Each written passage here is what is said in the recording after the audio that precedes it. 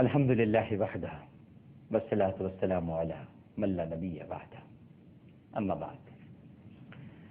کیو ٹیلی vision دیکھنے والے تمام ہی ناظرین کو پوری دنیا میں جہاں جہاں ہماری اس وقت یہ ٹرانسمیشن دیکھی جا رہی ہے، عامر لیاقت حسین کا پرخلوص السلام علیکم۔ آئیے اپنی اصلاح کریں۔ ناظرین کرام، ہمارا یہ پروگرام ہے اور آج 19واں روزہ لگ چکا ہے، یعنی صبح سحر سے ہم 19ویں روزے میں داخل ہو جائیں گے۔ دیگر ممالک میں 20واں روزہ اختیار کیا جائے گا۔ ناظرین کرام، بس یہ 2 شبیں اور ہیں اور اس کے بعد مغفرت کا عشرہ بھی ہم سے رخصت ہو جائے گا۔ اور رخصت سے مراد یہ ہے کہ یہ متصل ہے اور جہنم سے نجات کے عشرے کے ساتھ مل جائے گا۔ رحمت اپنے عروج پر رہی، مغفرت اپنے جوبن پر ہے، لیکن ہمیں اپنے گریبانوں کا جائزہ لینا چاہیے کہ کیا ہم نے رحمت اور مغفرت کے اس عشرے میں جو عبادات کے تقاضے تھے، جس طرح ہمیں اللہ سبحانہ و تعالیٰ کے حضور اپنی عاجزی اور اپنے نہ ہونے سے مراد یہ ہے ناظرین کرام کہ جو ہمارے اندر میں ہوتی ہے، جس کو ہم پھوپھا کہتے ہیں، بڑی طاقت ہے، بڑی جاہ و حشمت ہے، تعلقات ہیں، تو یہ جو میں ہمارے اندر ہوتی ہے، کیا ہم نے اسے ختم کیا؟ آج 19 رمضان المبارک کی طرف بڑھتے ہوئے ہم سب کو اپنا جائزہ لینے کی ضرورت ہے۔ یہ بڑا اہم عشرہ ہے ناظرین کرام، مغفرت کا عشرہ۔ علماء کرام بیان کرتے ہیں، مفسرین لکھتے ہیں، اہل عرفان کئی کتابیں لکھ چکے، بڑے بڑے بزرگ اولیاء کرام، قطب، ابدال ان دنوں میں اپنے آپ کو دنیا سے کاٹ لیتے تھے ناظرین کرام۔ دنیا تو ہے نا، دیکھیے آپ، دنیا تو اس مہینے کے بعد بھی ہے، اس مہینے میں بھی ہے، لیکن اللہ سے لو لگانا، اس سے مغفرت طلب کرنا، اس کی بارگاہ میں صرف اور صرف عجز و نیاز کے ساتھ اپنے گناہوں کو پیش کر کے اس سے یہ دعا مانگنا کہ اے مالک، تیرے سوا ہم مغفرت مانگیں تو پھر کس سے مانگیں؟ تو ہی تو ہمیں دینے والا ہے، تو ہی سب کی مرادیں پوری کرنے والا ہے، جھولیاں بھرنے والا ہے۔ لیکن کیا ہوتا ہے ناظرین کرام کہ ان دنوں میں جہاں پر عبادات اپنی جگہ پر ہیں، لیکن کچھ برائیاں ایسی ہیں جنہیں ترک کر دینا بہت ضروری ہے، خاص طور پر رمضان المبارک میں۔ لیکن مشاہدے میں یہ بات آئی ہے کہ ہم انہی برائیوں کو زیادہ اختیار کرتے ہیں۔ مثال کے طور پر سحر اور افطار کا وقت جب انسان انتظار کر رہا ہوتا ہے، سحری ختم ہو گئی، وقت ختم ہوا، اب سونے کے لیے لیٹ رہا ہے، لیکن لیٹنے سے پہلے یا جاگ رہا ہے تو ہم دیکھتے ہیں کہ نائٹ میچز ہو رہے ہیں، کرکٹ میچز شروع ہو گئے ہیں، لوگ سڑکوں پہ نکل آتے ہیں، ساری ہو گئی، چلو تھوڑا بہت 2-4 گھنٹے ہیں، آئیے میچز کھیلتے ہیں۔ رمضان المبارک کا مطلب یہ تو نہیں، ٹھیک ہے آپ تفریح بھی کریں، بالکل صحیح ہے، میچز بھی کھیلیں، لیکن نہیں، سڑکوں پہ لائٹیں لگ جاتی ہیں، باقاعدہ نائٹ میچز ہوتے ہیں۔ اور پھر اس کے بعد افطار کے وقت جہاں ہوٹلز میں یا مختلف گھروں میں افطار پارٹیاں ہوتی ہیں، لوگوں کو بلایا جاتا ہے، تو اس دوران غیبت کا سلسلہ عروج پر ہوتا ہے، فلاں آیا نہیں آیا، دیکھو ہم نے تو بلایا تھا وہ نہیں آیا، دیکھیے جی یہ تو ہمارے ساتھ ایسا سلوک کرتے ہیں، ہم تو بڑی محبت کرتے ہیں، ہم نے تو بڑے پیار سے بلایا تھا، اب آئندہ نہیں بلائیں گے انہیں۔ یہ بس ہم برائیاں شروع کر دیتے ہیں، یا کوئی آ گیا ہے تو پھر اس کی طرف اشارے کنایوں سے کہہ رہے ہیں یہ بھی آئے ہوئے یہاں پر، اچھا ان کو بھی بلایا، سنا نہیں ان کے بارے میں کیا؟ یعنی غیبت، چغلی، پیٹھ پیچھے برائی جتنی شدت کے ساتھ ہم اس مہینے میں کرتے ہیں، جبکہ اسی سے سب سے زیادہ روکا گیا ہے۔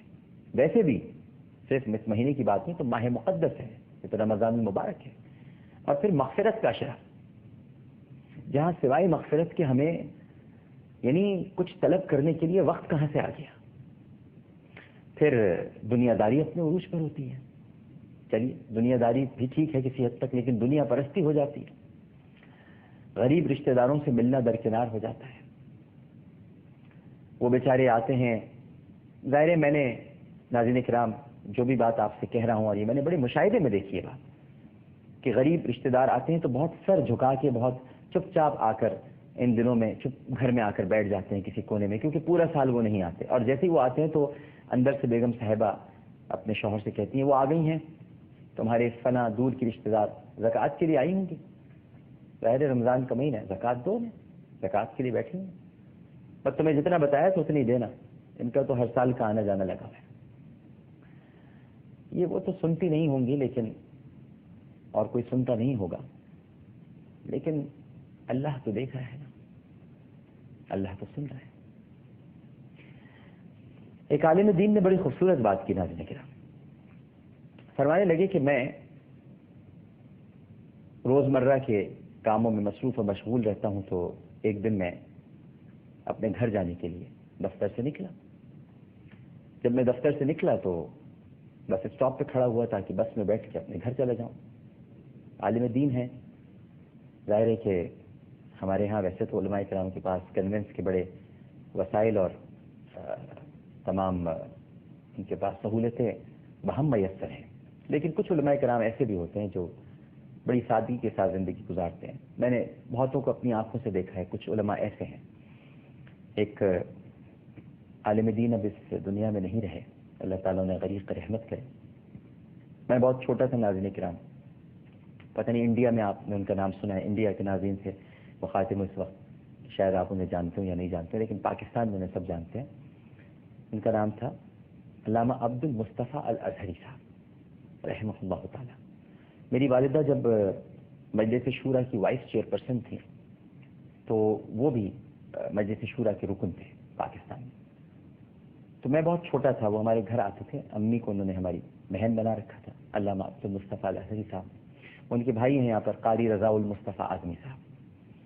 تو میں نے اپنی آنکھوں سے دیکھا ہے ناظرین کرام کہ وہ میری انگلی پکڑتے تھے، آتے تھے اور اس کے بعد مجھے کہتے تھے کہ میرے ساتھ چلو، سامنے اسٹاپ تک جانا ہے مجھے.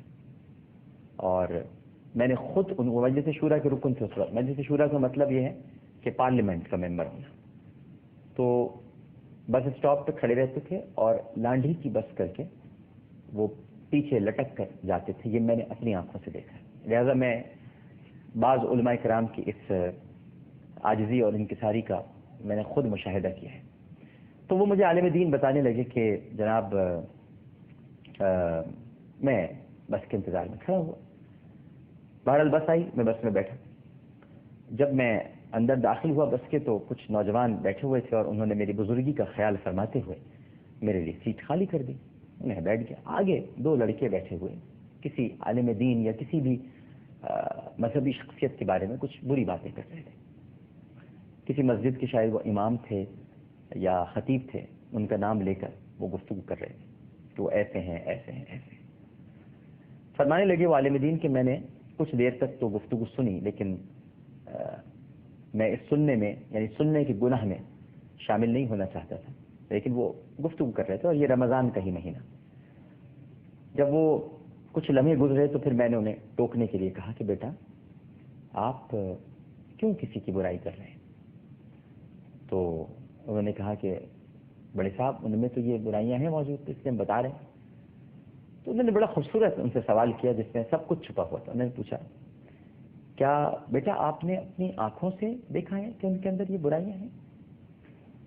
انہوں نے کہا نہیں، آنکھوں سے تو نہیں دیکھا ہم نے، ہمیں کسی نے بتایا ہے. پھر انہوں نے سوال کیا اچھا بیٹا اللہ نے دیکھا ہے کیا؟ بڑا حیرت انگیز سوال تھا ان کے لیے.